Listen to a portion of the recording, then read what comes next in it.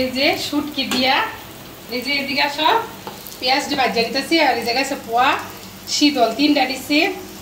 একটা আস্ত রসুন ছিলা নিছি দেশি রসুনটা আর ছোট ছোট আলু বেগুন আর এই জায়গায় কি দেখো এই যে আমার ছাদ বাগানের ছোট ছোট ডাটা ছোট ছোট একদম কচি ডাটা দিয়া কিভাবে আমি ভর্তালাড়াটা দেই এটা আজকে দেখবেন এই যে পেঁয়াজটা ভাজা হয়ে গেছে এখন শুটকিটা দিয়ে দিলাম একটু লবণ দিলাম একটু বাটা মরিচ দিলাম এভাবে কচি ডাটা দিয়ে একটু মরিচটা বেশি দিব ঝাল ঝাল হইলে মজা একটু পানি দিয়ে দিব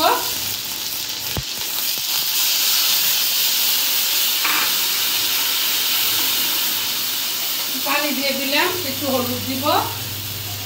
দিয়ে একদম পোড়া পোড়া করে একটা ভর্তালাড়া দিব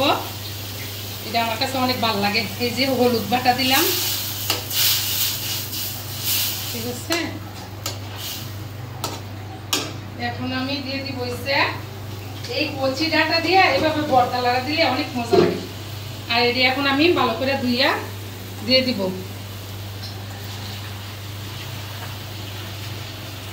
ডাটা সবজি কুচাই নিচ্ছি সাথে আছে একটু কলমি শাকও ভালো করে ছুরি দিয়ে কুচাই নিলাম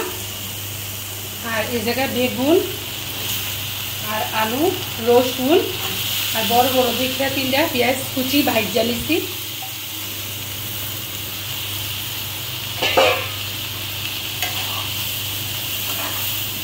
মরিচটা একটু বেশি দিতে হয় ঝাল ঝাল হইলে মজা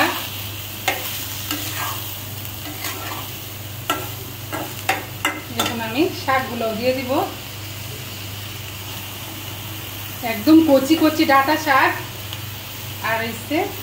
কয়েকটা আছে কচি কচি কলমি শাক এটা আমার ছাদ বাগানের আমি প্রায় সময় আইনা এইভাবে শুটকি দিয়া কি করি লাড়া দিই ভালো লাগে এখন আমি ডাইকা দিব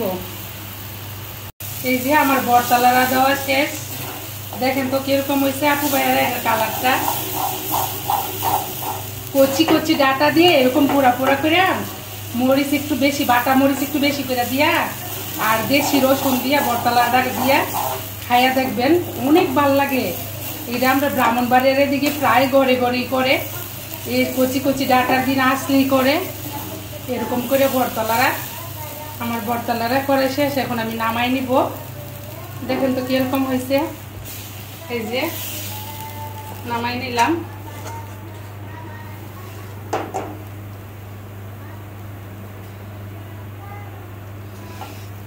এই যে